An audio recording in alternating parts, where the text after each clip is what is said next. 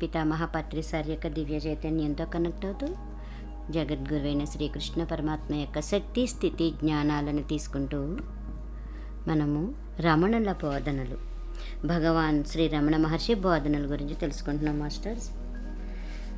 ఒక ఆయన ప్రశ్న అడుగుతున్నారు. ఆత్మ సాక్షాత్కారం వల్ల కలిగే ఆఘాతం చాలా బలీనమైనదని, దానిని తట్టుకోవడం కష్టమని అంటారు, నిజమేనా అని అడుగుతున్నారు.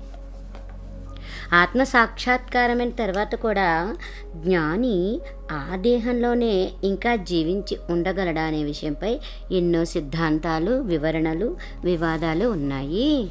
మామూలుగా చనిపోయే వ్యక్తి జ్ఞాని కాజాలడని, అతని శరీరం గాలిలో కలిసిపోతుందనో మరి ఇంకేమైనా అవుతుందనో ఊహాగానాలు చేస్తూ ఉంటారు. వాళ్ళు ఎన్నో విచిత్రమైన భావాలని బయటపెడుతూ ఉంటారు. ఆత్మసాక్షాత్కారం అవగానే జ్ఞాని తన శరీరాన్ని విడిచేయాలనుకుంటే ఆత్మ గురించి కానీ, ఆత్మ సాక్షాత్కారం పొందిన స్థితి గురించి కానీ వివరణ ఇతరులకి ఎట్లా తెలుస్తుంది? అంటే ఆత్మ సాక్షాత్కారమైన తరువాత సజీవంగా ఉండి దాని గురించి గ్రంథాలలో చెప్పిన వారంతా జ్ఞానుల కారణమాటేనా? పనులు చేయాలంటే మనస్సు కావాలి కాబట్టి. ఇట్లా చూస్తే జ్ఞానసిద్ధి అయిన తర్వాత కూడా ఎన్నో కర్మలు చేసిన ఋషులు, దేవతలు, లోకాన్ని పాలించే ఈశ్వరుడు అంతా అజ్ఞానులేనా? అసలు విషయం ఇది. జ్ఞాని ఎన్ని పనులైనా చేయవచ్చు, వాటిని ఎంతో సమర్థవంతంగా కూడా చేయవచ్చు. ఎటొచ్చి తాను చేస్తున్నానని కానీ ఆ పని తనదని కానీ భావించడు. తన దేహాన్ని ఉపయోగించుకొని ఆ పని చేయించుకునే శక్తి ఏదో ఉంది. మళ్ళీ ప్రశ్న, జ్ఞాని పాపాలు చేయగలడా, చేస్తాడా? జవాబు, తనకి ఆత్మజ్ఞానం లేకపోవడం వల్ల, తాను శరీరమే అనుకోవటం వల్ల అజ్ఞాని జ్ఞానిని చూసి ఒక దేహంగా భావిస్తాడు. ఆ అపోహతోనే జ్ఞాని యొక్క స్థితిని కూడా చూస్తాడు. జ్ఞానిని భౌతిక ఆకారంగానే చూస్తాడు. అంతేకాదు, తాను కర్త కాకపోయినా తన దేహం చేసే పనులు తనవేనని కూడా అజ్ఞాని అనుకుంటూ ఉంటాడు. అట్లాగే పనులు చేస్తున్న జ్ఞాని కూడా అంతే అనుకుంటాడు. కానీ సత్యమేమిటో జ్ఞానికి తెలుసు. అతనికే సందేహమూ లేదు. జ్ఞాని యొక్క స్థితిని అజ్ఞాని ఊహించలేడు. అజ్ఞానిని బాధించే ప్రశ్నలు జ్ఞానికి ఉదయించవు. ఏ కర్త అయినా తన కార్యాల యొక్క నైజాన్ని నిర్ణయించుకోవాలి. ఆత్మ ఎప్పుడు కర్త కానేరదు. కర్త ఎవరో తెలుసుకో, ఆత్మ దర్శనమిస్తుంది. మళ్ళీ ఇంకో ప్రశ్న అడుగుతున్నారండి. అంటే సారాంశం ఇదన్నమాట. జ్ఞానిని చూడడం అంటే అతనిని అర్థం చేసుకోవడం కాదన్నమాట.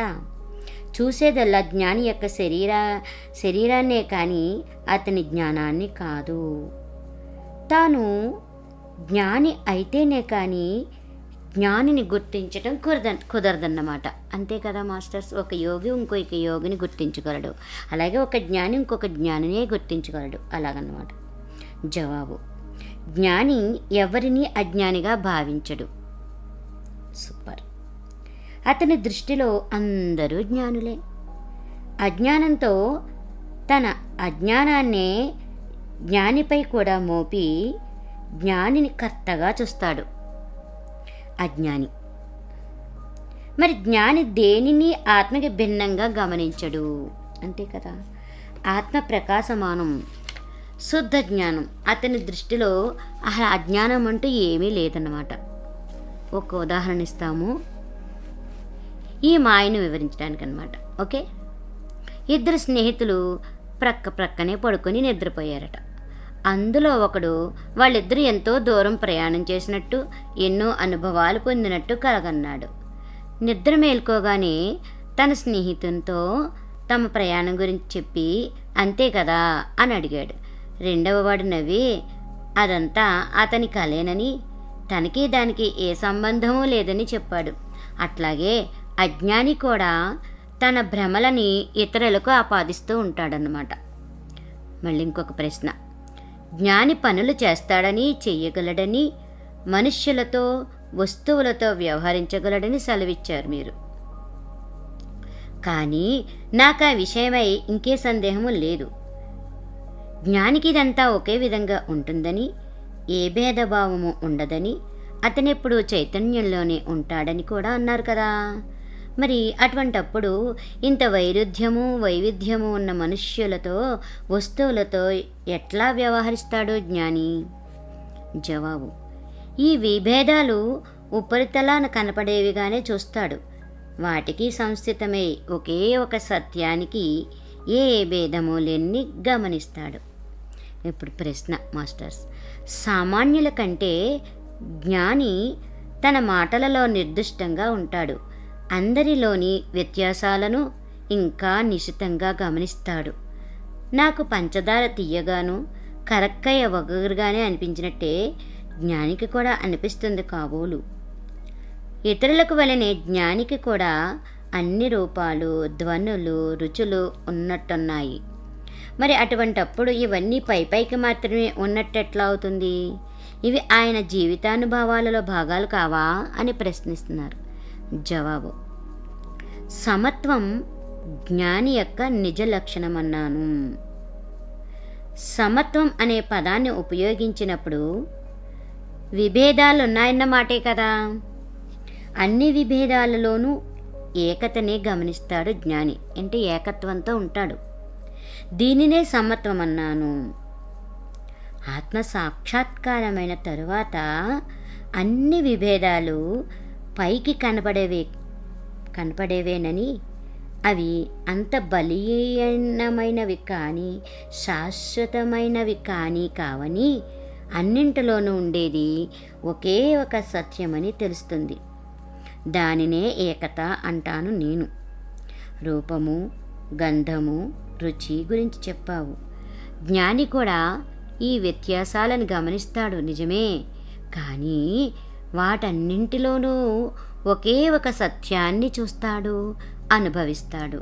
అందువల్లనే అతనికి అభిమాన పాత్రమైనంటూ ఏమీ ఉండవు. అతను కదిలినా, మాట్లాడినా, ఏమైనా చేసినా కూడా అతని చేష్టలన్నీ ఒకే ఒక సత్యంలోనివే. ఆ పరమసత్యం కంటే అతనికి ఇంకేమీ లేదు. ప్రశ్న: అందరి పట్ల సమత్వంలో ఉంటాడు జ్ఞాని అంటారు. జవాబు: అవును. స్నేహం, దయ, సంతోషం వంటివి జ్ఞానికి సహజంగా ఉంటాయి. మంచివారి పట్ల ఆప్యాయత, నిస్సహాయుల పట్ల దయ, మంచి పనులు చేయటంలో ఆనందము, దుష్టుల పట్ల క్షమ, ఇవన్నీ జ్ఞానికి సహజ లక్షణాలన్నమాట. పతంజలి యోగ సూత్రాల్లో కూడా ఇదే ఉంది. అయితే జ్ఞానులకి సత్యమేమిటో తెలుసు కాబట్టి వాళ్ళు అన్ని అవస్థలలో, అన్ని పరిస్థితులలో ఒకే విధంగా ఉంటారు. వారు నిత్యకృత్యాలు అంటే భోజనం చేయటం, తిరగడం వంటివి ఇతరుల కోసమే చేస్తారు. తమ కోసమంటూ ఒక్క పని కూడా చేసుకోరు. ఎవరైనా చనిపోయినప్పుడు డబ్బు ఇస్తే అక్కడికి వెళ్ళి శోకాలు పెట్టే వృత్తి కొందరికి ఉంది. అట్లాగే జ్ఞాని కూడా. జ్ఞాని ఏ అనురక్తి లేకుండా, ఏ విధంగానూ ప్రభావితం కాకుండా ఇతరుల కోసం పనులు చేస్తూ ఉంటాడు. ఈ విషయం చాలాసార్లు చెప్పాను. జ్ఞాని ఏడ్చేవాళ్ళలో ఏడుస్తాడు, నవ్వేవాళ్లతో నవ్వుతాడు, ఆడేవాళ్లతో ఆడుతాడు, పాడేవాళ్లతో పాడుతాడు, పాడుతూ తాళం వేస్తాడు. అతనికి వచ్చిన నష్టమేమిటి? నిర్మలమైన, శుభ్రమైన అద్దం వంటిది అతని ఉనికి. బింబాన్ని ఉన్నదున్నట్టుగా చూపుతుంది. జ్ఞాని కేవలం అద్దమే కాబట్టి చేసే పనుల వల్ల అతనిపై ఏ ప్రభావము ఉండదు. ప్రతిబింబం వల్ల అద్దానికి ఏమవుతుంది? అతన్నేమీ చేయదది. కానీ ఈ లోకంలోని పాత్రధారులు అంటే అన్నీ చేసేవాళ్ళు, అజ్ఞానులు మాత్రం ఏ పాట పాడాలి, ఏ పని చెయ్యాలి, ఏ పని చేస్తే లోకానికి మంచిది, ఏది శాస్త్ర సమ్మతమైనది, ఏది సాధ్యం, ఇవన్నీ నిర్ణయించుకోవాల్సి వస్తుందన్నమాట. మళ్ళీ ఇంకొక ప్రశ్న. సందేహముక్తులు అంటే శరీరం ధరిస్తుండగానే ముక్తులు అనమాట. విదేహముక్తులు అంటే మరణించేటప్పుడు ముక్తులు ఉన్నారంటే అరే మరి సందేహముక్తులు, విదేహముక్తులు అంట. సదేహముక్తులు, విదేహముక్తులు. విముక్తి జవాబు చెప్తున్నారు. విముక్తి అంటే ఏమీ లేదు. ఇక ముక్తులు ఎక్కడి నుంచి వస్తారు? మరి ముక్తి గురించి హిందూ శాస్త్రాలు చెప్తాయి కదా. ముక్తి అంటే జవాబు చెప్తున్నారు. ముక్తి, ఆత్మ, ఇవన్నీ పర్యాయ పదాలన్నమాట. జీవన్ముక్తి, విదేహముక్తి అనేవన్నీ ఏమీ తెలియని వాళ్ళకి. జ్ఞానికి ముక్తి, బంధము తెలియవు. బంధము, విముక్తి, ముక్తిలో తారతమ్యాలు అన్నీ అజ్ఞాని కోసమే. అతను అజ్ఞానాన్ని వదిలించుకోవటానికే ఉన్నదల్లా ముక్తే, ఇంకేమీ లేదు. మళ్ళీ ప్రశ్న. భగవాన్ దృష్టిలో అది అంతేనేమో కానీ మా వంటి వారి సంగతి ఏమిటి అని అడుగుతున్నారు. జవాబు. నేను, అతను అనే భేదభావం జ్ఞానానికి అవరోధం. నేను, నాది, ఇవన్నీ కూడా. ప్రశ్న. మళ్ళీని ఒకసారి మీరు ఇట్లా సెలవిచ్చారు. విముక్తుడు తన ఇష్టం వచ్చినట్లు ప్రవర్తించవచ్చు. ఈ భౌతిక కాయాన్ని విడిచినప్పుడు అతనికి మోక్షం వస్తుంది. ఈ జన్మ మళ్ళీ నెత్తడు. నిజానికి జన్మించటం మరణించటమే. ఇది ఇట్లా అర్థమవుతుంది. జ్ఞాని ఈ తలల్లో మళ్ళీ జన్మించకపోయినా తనకి కావాలంటే ఇతర లోకాలలో సూక్ష్మ శరీరంలో పనిచేస్తూ ఉండవచ్చని.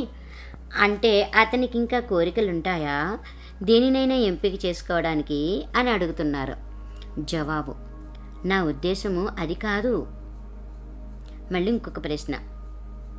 ఒక భారతీయ తత్వవేత్త శంకరునికి భాష్యం వ్రాస్తూ విదేహముక్తి అంటూ ఏమీ లేదు, ముక్తుడు చనిపోయిన తర్వాత మానవాళికంతటికీ ముక్తి లభించే వరకు జ్యోతి రూపం ధరించి ఉంటాడన్నారు.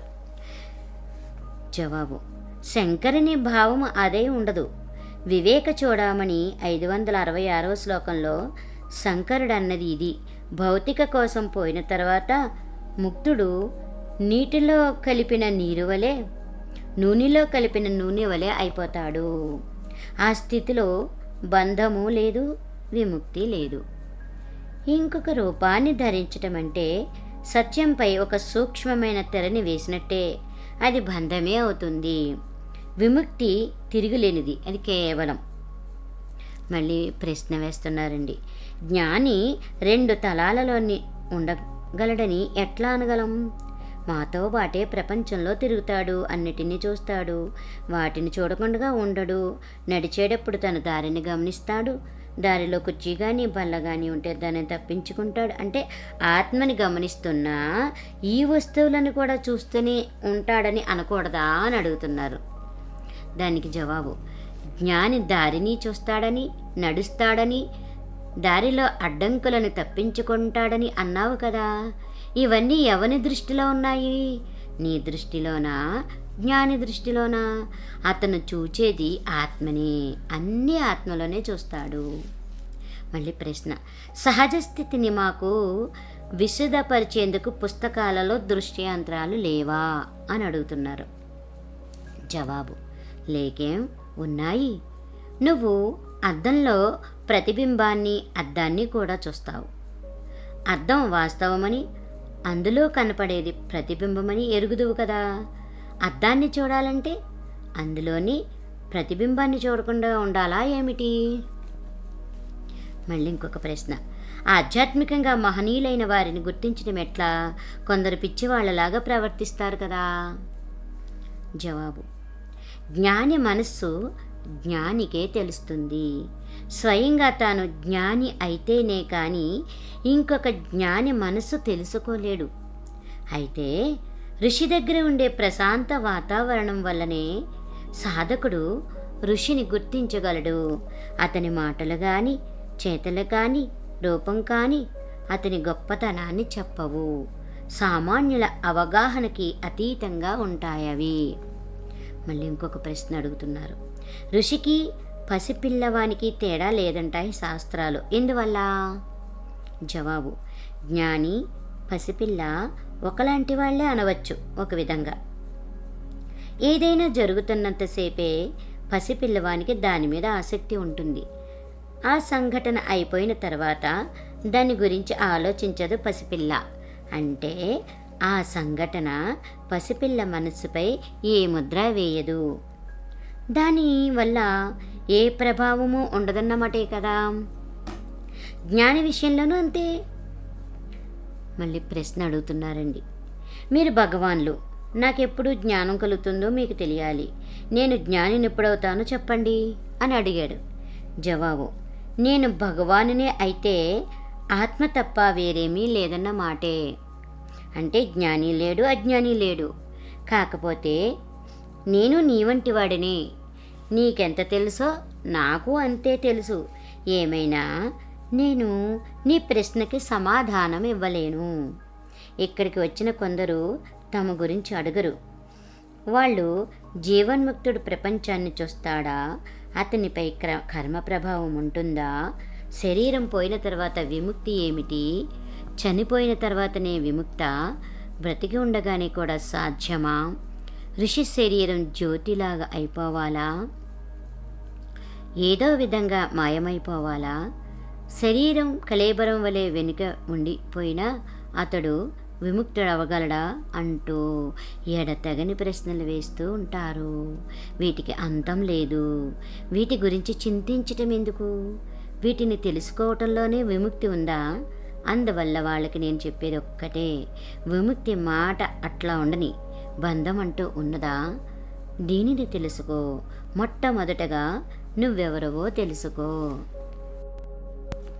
ఆత్మవిచారము, శరణాగతి. ఎవరికైనా నేను ఉన్నాను అన్నదే శాశ్వతము, సువిదితము అయిన అనుభవం అన్నమాట. నేనున్నాను కన్నా స్పష్టమైనది ఏదీ లేదు. ఇంద్రియాల ద్వారా కలిగే అనుభూతులే సువిదితాలనుకుంటారు, కానీ అవి కావు. అటువంటిది ఆత్మ ఒక్కటే. కనుక చేయవలసిందల్లా ఆత్మవిచారమే, నేనుగా ఉండటమే. నేనున్నాను అనేదే సత్యం. నేను ఇది, నేను అది అనేది అసత్యం. నేనున్నాననే సత్యానికే మరొక పేరు ఆత్మ. తనని తానెరుగటమే భక్తి అంటే మరేమీ కాదు. పరభక్తి, జ్ఞానము ఒకటేనని పరిశీలన మీద తెలుస్తూ ఉంది. ఆ రెండిటి గురించి ఏమీ తెలియకపోవటం వల్లనే వాటిల్లో ఒకటి రెండవ దానికి దారి చూపుతుందనుకుంటారు. జ్ఞాన మార్గానికి, భక్తి మార్గానికి పరస్పర సంబంధం ఉందని గ్రహించి విడదీయజాలని ఆ రెండు మార్గాలని వేరువేరుగా భావించకుండా వాటిని ఆశ్రయించు. ఆత్మవిచారము సిద్ధాంతం గురించి తెలుసుకుందాం.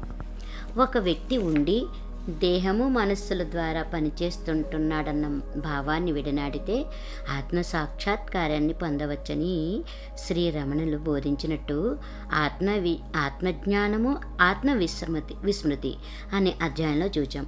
వారి భక్తులలో బాగా పురోగమించిన వారు ఈ పనిని సులభంగా త్వరగా చేయగలిగేవారన్నమాట. కానీ ఏదో ఒక రకమైన ఆధ్యాత్మిక సాధన లేక ఒక జీవితకాలం పాటు జీర్ణించుకుపోయిన సంస్కారాలను చాలామంది వదిలించుకోలేకపోయేవారు.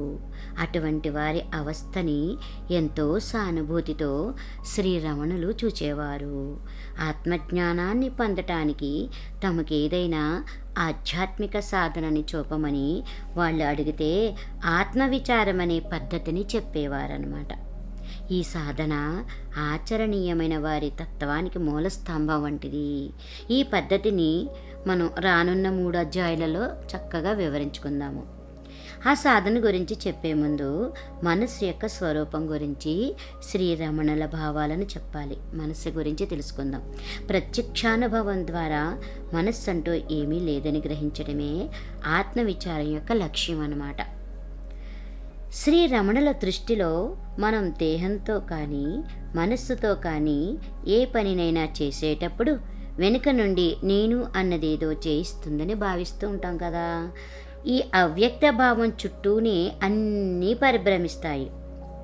నేను ఆలోచిస్తాను, నేను జ్ఞాపకం ఉంచుకుంటాను, నేను పని చేస్తున్నాను అని అన్నప్పుడల్లా ఈ కలాపాలన్నిటికీ బాధ్యత నేను అన్నదానికే. కదా. అన్నింటిలోనూ ఉండే ఈ భావాన్ని శ్రీరమణులు అహం వృత్తి అన్నారు. నేను అనే భావం అన్నమాట. యథార్థంగా అహం వృత్తి అన్న మాటకి అర్థం నేను అన్నదానికి మానసికమైన మార్పు.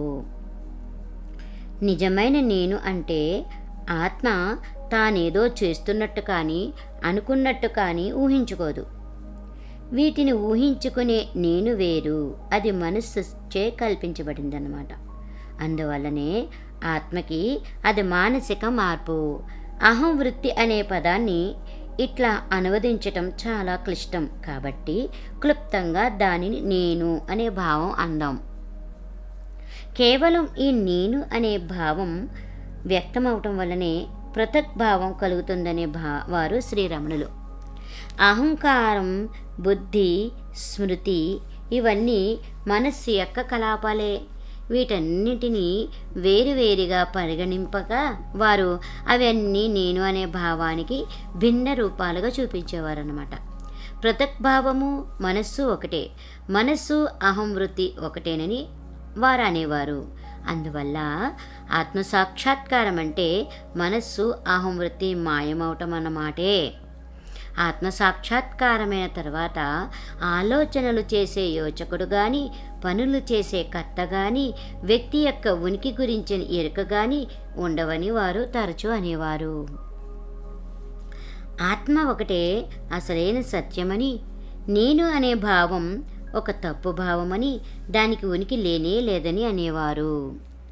ఏదో ఒక వస్తువుతో తాదాత్మ్యకం చెందినప్పుడే అది ఉదయించగలదనేవారు. ఆలోచనలు ఉదయించేటప్పుడు నేను ఆలోచిస్తాను, నేను నమ్ముతాను, నేను కోరుతాను, నేను పని చేస్తున్నాను అని అన్నప్పుడు నేను అనే భావం వాటిని స్వంతం చేసుకుంటూ ఉంటుందన్నమాట. ఏదో ఒక విషయంతో ఏకత చెందనప్పుడు నేను అనే భావం వేరుగా ఉండదు. ఈ విధమైన తాదాత్మ్యకం నిరంతరం సాగుతూ ఉండడం వల్ల ఆ భావం కూడా అవిచ్ఛిన్నంగా ఉన్నట్టు, వాస్తవమైనట్టు అనిపిస్తూ ఉంటుందన్నమాట. ఇంచుమించు ఈ తాదాత్మికలన్నిటికీ మూలం నేను అన్నది దేహానికి పరిమితమని అనుకోవడమే. అంటే నేను అనేది దేహదారిగానో, దేహానికి స్వంతదారుగానో అనుకోవడమే. నేను ఈ దేహాన్ని అన్న భావమే ఆ తర్వాత కలిగే తప్పు తాదాత్మికలకు మూల కారణము. ఆత్మవిచార యొక్క ప్రధాన లక్ష్యం దీనిని అంతమొందించటం.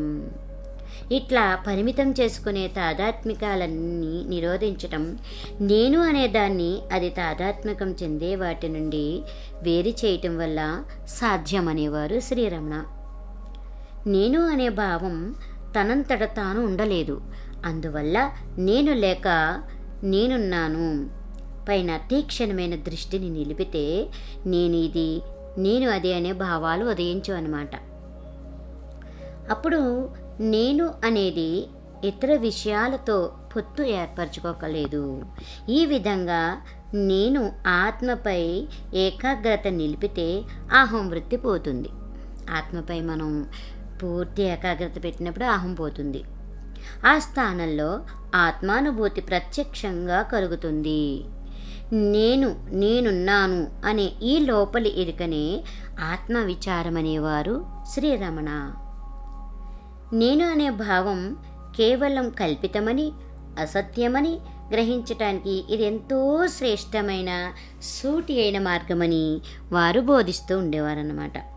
శ్రీరమణుల పరిభాషలో నేను అనే భావం ఆత్మ లేక హృదయం నుండి ఉదయిస్తూ ఉంటుందన్నమాట. అందులోనే ఇంకిపోతుంది. అప్పుడు మిగిలిన వాటితో తాదాత్మ్యకం చెందే ధోరణి ఆగిపోతుంది. అందువల్ల వారి బోధనలు ఎప్పుడు ఉదయిస్తూ సమసిపోతూ ఉండే నేను అనే భావాన్ని అనుసరించే ఉండేవి.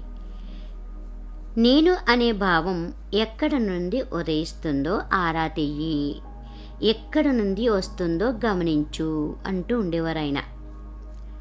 ఏ పదజాలం వాడినా ఎప్పుడు నేను అనే భావం తన మూలంలో కరిగిపోయే వరకు దాని పట్ల ధ్యాస కలిగి ఉండమని తమ భక్తులకు సలహా ఇస్తూ ఉండేవారైన. ఎప్పుడూ నేను గురించి చింతన, పదే పదే మననము కూడా సరి అయిన మార్గంలోనే పెట్టుతాయి అనేవారు. అయితే సాధనలో ఇది ప్రాథమిక దశ మాత్రమేనని గుర్తుంచుకోమనేవారు. మననం చేయటంలో కూడా ఒక కర్త, నేను అనే భావం, వేరే విషయంపై గమనింపు, నేను నేను అనే ఆలోచనలు ఉంటాయి. అటువంటి ద్వయీభావం ఉన్నంతసేపు అహం వృత్తి వీడదు, అహం పోదు. ద్వంద్వత్వంతో ఉన్నప్పుడు అహం వదిలిపోదనమాట. భౌతిక విషయాలైనా మానసిక విషయాలైనా ఏదైనా సరే అన్నిటికీ ఎరిక సమస్య పోయినప్పుడే అది పూర్తిగా పోతుందన్నమాట. నేను గురించి ఎరిక కలిగి ఉండడం కాదిది, నేను అవటమే. ఆ దశలో ఒక విషయం గురించి ఎరుక కాక ఆ విషయం అవటమే సంభవిస్తుంది. అదే ఆత్మవిచారానికి పరాకాష్ట. తర్వాత అధ్యాయంలో దీని గురించి వివరంగా తెలుసుకుందాం. ఆత్మవిచారణకి ఇతర ఆధ్యాత్మిక సాధనలకి ముఖ్యమైన భేదం ఇక్కడే ఉందన్నమాట. మిగిలిన ఆధ్యాత్మిక సాధకులకు ఇంత పాఠవం లేదని శ్రీరమణులు అనటానికి ఇదే అర్థం. మిగిలిన సంప్రదాయకమైన ధ్యానాలు, యోగము ఒక కర్త ఉండి మరొక విషయం గురించి ధ్యానించమని నిర్దేశిస్తూ ఉంటాయి. దీనివల్ల నేను అనే భావం పటిష్టమవుతుందే కానీ సమసిపోదు అనేవారు. అటువంటి అభ్యాసాల వల్ల మనస్సు నిశ్చలమవ్వచ్చు, ఒక్కోసారి ఆనందానుభూతి కూడా కలగవచ్చు. అవి ఎప్పుడూ ఆత్మసాక్షాత్కారాన్ని కలిగించవు. దీనికి కారణం ఇది, అహం వృత్తిని వేరు చేసి దాని అస్తిత్వాన్ని లేకుండా చేయటమే అన్నమాట. మనం ఈ అధ్యాయంలోని సంభాషణలని ఆత్మవిచారం గురించి శ్రీరమణులపై సైద్ధాంతిక నేపథ్యాన్ని కూడా చూపుతూ ఉంటాయన్నమాట. ఆచరణకు సంబంధించిన వివరాలు, పద్ధతులు 5వ అధ్యాయంలో ఉన్నాయి. దాని గురించి తెలుసుకుందాం. అయితే ఒక ప్రశ్న వేస్తున్నారు, మనసు యొక్క స్వరూపం ఏమిటి? మనసు జవాబు చెప్తున్నారు, నేను అనే భావం తప్ప మనస్సుకి ఇంకేమీ కాదు. మనస్సు అహంకారము ఒక్కటే, బుద్ధి జ్ఞాపక శక్తి కూడా అదే.